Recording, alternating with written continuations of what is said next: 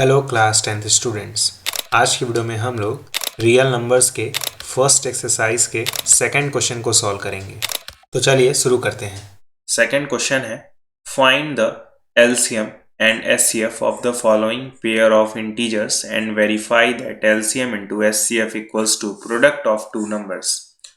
तो हमें क्या करना है, हमें यहाँ पे नंबर्स गिवन है, हमें इनके एलसीएम और एचसीएफ को फाइंड करना है और फिर हमें इस फॉर्मूले को वेरीफाई करना है। तो सबसे पहले हम लोग इन दोनों नंबर्स का एलसीएम और एचसीएफ निकालेंगे। तो एलसीएम और एचसीएफ निकालने के लिए हम लोग प्राइम फैक्टराइजेशन मेथड यूज करेंगे। तो यहाँ पे मैं लिख लेता हूँ फर्स्ट पार्ट, उसके बाद मैं यहाँ पे लिखूंगा 26 और यहाँ पे मैं लिख दे रहा हूँ 91। ठीक है, तो प्राइम फैक्टराइजेशन करते हैं। तो ये नंबर 2 से तो इजीली डिवाइड हो रहा है, तो 2 से हम लोग डिवाइड करेंगे 13 बार में। 13 एक प्राइम नंबर है तो 13 तो खुद से डिवाइड होगा, 13 1 ज़ा 13। ठीक है, अब रही बात 91 की, तो 91 तो 2 से कतई डिवाइड नहीं होगा। ठीक है, तो 2 से डिवाइड नहीं होगा। 91 3 से भी डिवाइड नहीं होगा। ठीक है, 5 से तो भूल के भी डिवाइड नहीं होगा ये नंबर। तो फिर होगा किससे?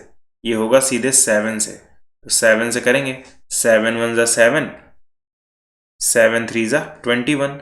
ठीक है, फिर ये 13 से डिवाइड हो जाएगा क्योंकि 13 एक प्राइम नंबर है। तो 26 का प्राइम फैक्टराइजेशन क्या आया? 2 इंटू 13 आया। ठीक है, या फिर मैं ये कह सकता हूँ कि 2 का पावर 1, 13 का पावर 1। क्लियर है? नीचे 91 का प्राइम फैक्टराइजेशन लिख देते हैं। क्या आया है? 7 इंटू 13 आया है।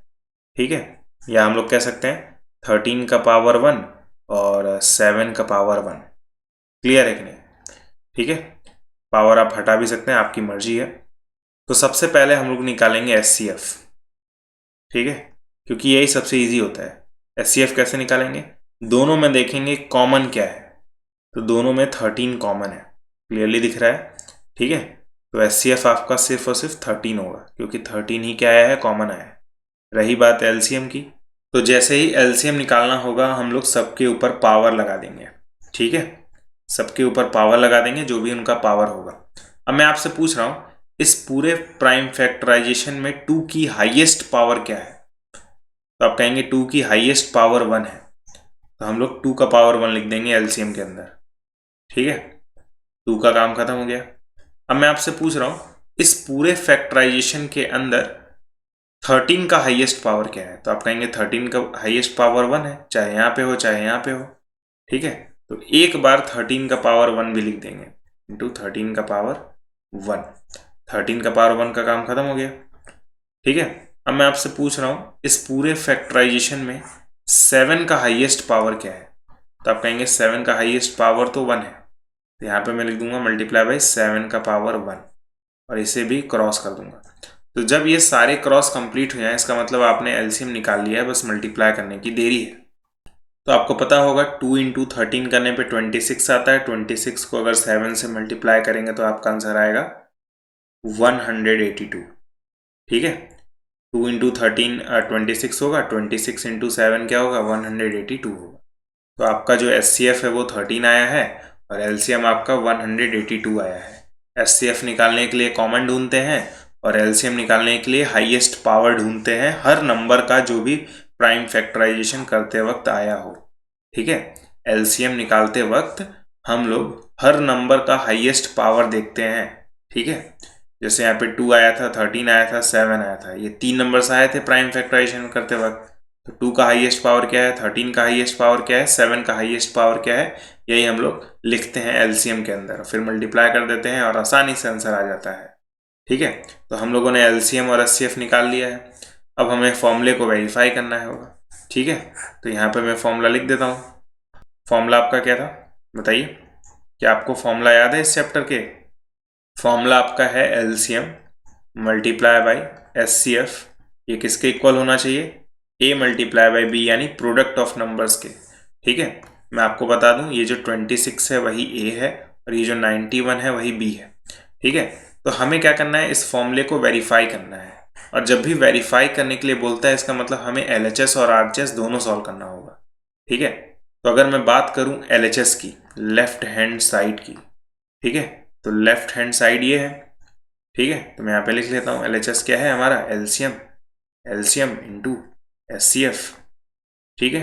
तो एलसीएम की वैल्यू क्या आई है, एलसीएम की वैल्यू आई है 182 इंटू एचसीएफ की वैल्यू क्या आई है 13 आई है। और अगर हम लोग इन्हें मल्टीप्लाई कर दें तो हमारा आंसर आएगा 2366। ठीक है।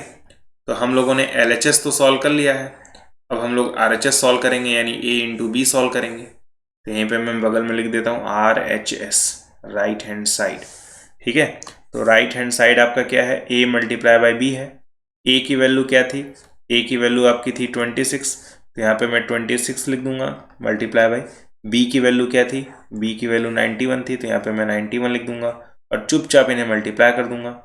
तो जैसे ही मल्टीप्लाई करेंगे आपका आंसर आएगा 2366। तो आप देख सकते हैं कि LHS भी 2366 आया है, RHS भी 2366 आया है। तो हम लोग लिखेंगे LHS is equals to RHS। ठीक है। और फिर क्या लिखेंगे, हेंस वेरीफाइड। तो क्या आपको प्रोसेस समझ में आया? प्रोसेस ये है कि जो भी आपको नंबर्स दिए गए होंगे उनका आपको प्राइम फैक्टराइजेशन करना है, फिर उन्हें लिखना है। जो भी कॉमन होगा दोनों के बीच में वो एचसीएफ हो जाएगा, और हाईएस्ट पावर देखेंगे तो हमें एलसीएम मिल जाएगा। उसके बाद हमें फॉर्मूले को वेरीफाई करना होगा। कैसे करेंगे, एक बार एलएचएस सॉल्व करेंगे और एक बार आरएचएस सॉल्व करेंगे। अगर दोनों इक्वल आ गया है इसका मतलब आपका फॉर्मूला वेरीफाइड है और आपने जो एलसीएम और एचसीएफ निकाला था वो एकदम सही आया है। अगर ये एलएचएस और आरएचएस इक्वल नहीं आते इसका मतलब आपने एलसीएम और एचसीएफ निकालते समय कुछ गड़बड़ी की है। तो उम्मीद करता हूँ आपको फर्स्ट पार्ट समझ में आ गया होगा। अब हम लोग सेकंड पार्ट सॉल्व करेंगे।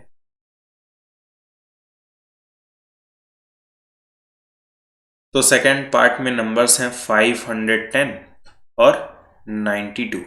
ठीक है। तो क्लियरली दिख रहा है कि लास्ट में 0 है, मतलब 2 से डिवाइड हो जाएगा।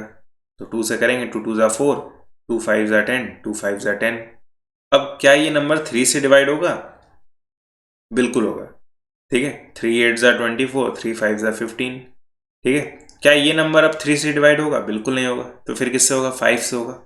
5 1 ज़ा 5, 5 7 ज़ा 35। अब 17 तो एक प्राइम नंबर है तो बेचारा खुद से ही होगा, 17 1 ज़ा 17। रही बात 92 की, तो क्योंकि लास्ट में 2 है तो ये 2 से जरूर डिवाइड होगा। 2 4 ज़ा 8, 2 6 ज़ा 12। ठीक है। अब रही बात 46 की, तो ये भी 2 से डिवाइड होगा। तो 2 2 ज़ा 4, 2 3 ज़ा 6। 23 मैंने आपको बताया प्राइम नंबर है तो ये खुद से डिवाइड होगा। तो हम लोगों ने 510 का प्राइम फैक्टराइजेशन किया है, तो क्या मिला हमें?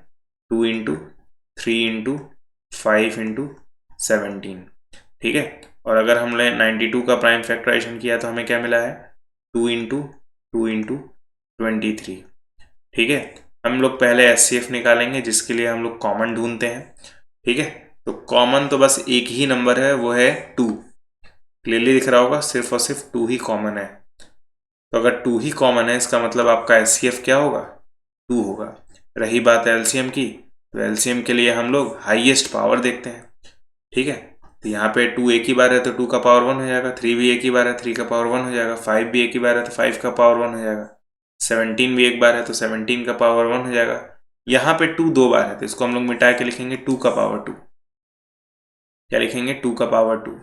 और 23 एक बार था तो 23 का पावर 1 हो जाएगा। यहाँ तक आपको बातें क्लियर है? 2 का पावर 2 है और यहाँ पे 23 का पावर 1 है। क्लियर है? अब यहाँ पे सबसे पहले हम लोग देखेंगे कि पूरे प्राइम फैक्टराइजेशन में 2 का हाईएस्ट पावर क्या रहा है। तो 2 का हाईएस्ट पावर 2 का पावर 2 है। यहाँ पे 2 का पावर 1 है, यहाँ पे 2 का पावर 2 है। तो हाईएस्ट क्या है? 2 का पावर 2। तो इसीलिए हम लोग एलसीएम के अंदर लिखेंगे 2 का पावर 2। ठीक है। और जहाँ जहाँ 2 है वहाँ काट देंगे इस तरह से। रही बात 3 की, तो 3 का हाईएस्ट पावर तो दिख रहा है क्लियरली 1 है, तो लिख देंगे 3 का पावर 1। 3 को भी कट कर देंगे। रही बात 5 की, तो 5 का भी हाईएस्ट पावर 1 है तो ये जाएगा 5 का पावर 1 मल्टीप्लाई बाई। अब हाईएस्ट पावर 17 का 1 है तो यहाँ पे लिख देंगे 17 का पावर 1 और इसको भी कट कर देंगे। रही बात 23 की, तो 23 का भी हाईएस्ट पावर 1 है तो इसको कट करके लिखेंगे इंटू 23 का हाईएस्ट पावर 1। अब आप इतने बड़े तो हो ही गए हैं कि आप इन सबको मल्टीप्लाई कर सकते हैं। जैसे ही मल्टीप्लाई करेंगे आपका आंसर आएगा 2 3 4 6 0। ठीक है। तो ये नंबर आपका एलसीएम हो जाएगा और एचसीएफ तो आपका 2 आया ही था। अब हम लोग करेंगे फॉर्मूले को वेरीफाई।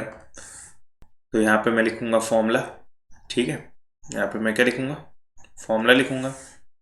फॉर्मूला आपका क्या है, LCM into HCF is equals to product of numbers, यानी ए इंटू बी। तो सबसे पहले हम लोग वेरीफाई करने के लिए क्या लिखते हैं, एलएचएस लिखते हैं, यानी लेफ्ट हैंड साइड। ठीक है, तो लेफ्ट हैंड साइड में ये है एलसीएम इंटू एचसीएफ है, तो यहाँ पे मैं लिखूँगा एलसीएम इंटू एचसीएफ। ठीक है, तो एलसीएम कितना आया है, 23460 आया है, मल्टीप्लाई बाई एचसीएफ कितना आया है, दिख रहा होगा आपको, एचसीएफ 2 आया है, हाईएस्ट कॉमन फैक्टर 2 आया है। तो इसे मल्टीप्लाई कर देते हैं, 2 2 4, 2 3 6, 2 4 8, 2 6 12, तो यहाँ पे 9 हो जाएगा, और फिर 0 आ जाएगा, 920। तो ये हमारा एलएचएस हो जाएगा। क्लियर है। अब हम लोग आरएचएस सॉल्व करेंगे, तो यहाँ पे मैं बगल में लिख देता हूँ आरएचएस। आरएचएस मतलब ए इंटू बी, सही बात है। आरएचएस मतलब क्या होगा, ए इंटू बी होगा, तो यहाँ पे लिख देंगे ए इंटू बी। ए की वैल्यू क्या थी, ए की वैल्यू थी 510। ठीक है, दिख रहा है ना, यही तो है ए की वैल्यू, और ये है बी की वैल्यू। तो बी की जगह क्या लिख देंगे, 92 लिख देंगे, मल्टीप्लाई कर दीजिए 510 और 92 को, तो आपका आंसर आएगा 46920। ठीक है, तो आपको एकदम क्लियरली दिख रहा होगा कि एलएचएस भी 46920 आया है, आरएचएस भी 46920 आया है। इसका मतलब एलएचएस आरएचएस के क्या है, इक्वल है। ठीक है, उसके बाद तो मज़ा ही आ जाता है जब हम लोग लिखते हैं हैंस वेरीफाइड, हैंस वेरीफाइड। ठीक है, तो प्रोसेस एकदम सेम है जो पिछले वाले पार्ट में हुआ है।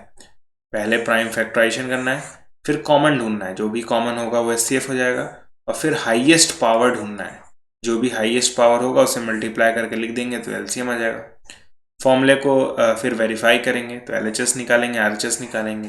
अगर आपने एलसीएम और एचसीएफ सही निकाला होगा तो एलएचएस और आरएचएस आपस में इक्वल आएंगे, और आप कह पाएंगे कि फॉर्मूला फिर क्या है, वेरीफाइड है। ठीक है, अब हम लोग थर्ड पार्ट सॉल्व करेंगे। तो सबसे पहले 336 लिखेंगे।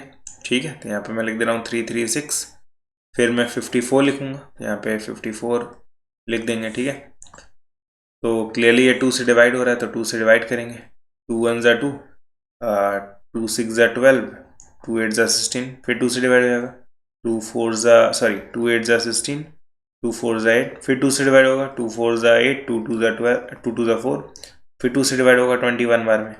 ठीक है, फिर ये 3 से डिवाइड होगा 7 बार में, फिर ये 7 से डिवाइड होगा 1 बार में। तो 336 का प्राइम फैक्टराइजेशन आ चुका है। क्या आया है, 2 into 2 into 2 into 2 into 3 into 7। ठीक है, लगे हाथ 54 का भी कर लेते हैं। तो सबसे पहले 2 से डिवाइड होगा, 2 2 ज़ा 4, 2 7 ज़ा 14, फिर ये 3 से डिवाइड होगा, 3 9 ज़ा 27, फिर 3 से डिवाइड होगा, 3 3 ज़ा 9, फिर 3 से डिवाइड होगा, 3 1 ज़ा 3। ठीक है, तो आपका जो 54 है वो इक्वल हो जाएगा 2 इंटू 3 इंटू 3 इंटू 3 के। ठीक है, तो आपने क्या किया है, दोनों नंबर्स का प्राइम फैक्टराइजेशन यहाँ पे करके लिख लिया है। और अगर आपने एक बार प्राइम फैक्टराइजेशन कर दिया है तो एचसीएफ निकालने के लिए सिर्फ और सिर्फ हम लोग कॉमन ढूंढते हैं। सही बात है, एचसीएफ निकालने के लिए सिर्फ और सिर्फ हम लोग कॉमन ढूंढते हैं। तो यहाँ पे 2 कॉमन दिख रहा है हमें, और एक 3 कॉमन दिख रहा है, 2 नंबर्स कॉमन है, 2 और 3। तो 2 इंटू 3 करने पे क्या आ जाएगा, 6 आ जाएगा। तो आपका एचसीएफ क्या हो जाएगा, 6। रही बात है एलसीएम की, तो आपको पता ही है प्रोसेस क्या है, हम लोग सबको पावर के फॉर्म में एक्सप्रेस करते हैं। जैसे 2 यहाँ पे 4 बार है, तो हम लोग क्या लिखेंगे इनकी जगह, 2 का पावर 4। 3 एक बार है तो लिखेंगे 3 का पावर 1। 7 भी एक बार है तो लिखेंगे 7 का पावर 1। यहाँ पे 2 एक ही बार है तो लिखेंगे 2 का पावर 1। तो 3 4 बार था, 3 आपका 4 बार था, तो 3 का पावर 4 हो जाएगा। ठीक है, और एलसीएम निकालने के लिए हम लोग क्या देखते हैं, हाईएस्ट पावर देखते हैं। तो 2 का हाईएस्ट पावर तो 4 है, तो इसलिए यहाँ पे लिखेंगे 2 का पावर 4 मल्टीप्लाई बाई। ठीक है, 2 को काट देते हैं, 3 का हाईएस्ट पावर क्या है, 4 है। ठीक है, यहाँ पे दिख रहा है ना 3 का हाईएस्ट पावर, तो यहाँ पे जाएगा 3 का पावर 4 मल्टीप्लाई बाई 3 के पावर 4, और 3 को काट दीजिए। अब हाईएस्ट पावर 7 दिख रहा है, 7 का पावर 1, तो यहाँ पे जाएगा 7 का पावर 1। अब आपको सिर्फ और सिर्फ इन सबको आपस में मल्टीप्लाई करना है। जैसे मल्टीप्लाई करेंगे आपका आंसर आएगा 3024। ठीक है, तो 6 आपका HCF हो जाएगा, 3024 आपका LCM हो जाएगा। क्लियर है कि नहीं? अब हम लोग फॉर्मूले को वेरीफाई करेंगे। तो यहाँ पे मैं लिख देता हूँ नीचे फॉर्मूला, ठीक है, फॉर्मूला लिख देता हूँ यहाँ पे। फॉर्मूला आपका क्या था? LCM into HCF is equals to product of number, यानी A इंटू B, ठीक है। ऑब्वियस सी बात है, ये 336 A है और ये जो 54 है वो आपका B है। यहाँ तक तो कोई दिक्कत ही नहीं आनी चाहिए। फिर क्या करते हैं हम लोग? LHS लेते हैं, बताया था मैंने। LHS आपका क्या है? LHS आपका है LCM मल्टीप्लाई बाई HCF है, ठीक है। तो आपका LCM आया है 3024 और HCF आया है आपका 6। जैसे ही मल्टीप्लाई करेंगे आपका आंसर आएगा 18,144 आना चाहिए, ठीक है। उसके बाद RHS सॉल्व करेंगे। RHS मतलब ये, ठीक है। तो RHS मतलब A इंटू B होगा, ठीक है। A इंटू B यानी नंबर्स को मल्टीप्लाई करना है। नंबर्स आपके थे 336 और 54 था। जैसे ही मल्टीप्लाई करेंगे आपका आंसर आएगा 18,144, ठीक है। तो आपको क्लियरली दिख रहा होगा कि LHS और RHS तो एकदम डिट्टो सेम आ रहे हैं। जब सेम आ रहे हैं तो लिखेंगे हेंस वेरीफाइड, ठीक है। यहीं पे मैं लिख देता हूँ, हमें क्या मिला है? LHS और RHS आपस में इक्वल मिल गए हैं, तो हम लोग क्या लिखते हैं? हेंस वेरीफाइड, ठीक है। क्लियर है कि नहीं? तो मैंने तीनों पार्ट आपको समझा दिए हैं। उम्मीद करता हूँ समझ में आ गए होंगे, बहुत ही ईजी थे, ठीक है।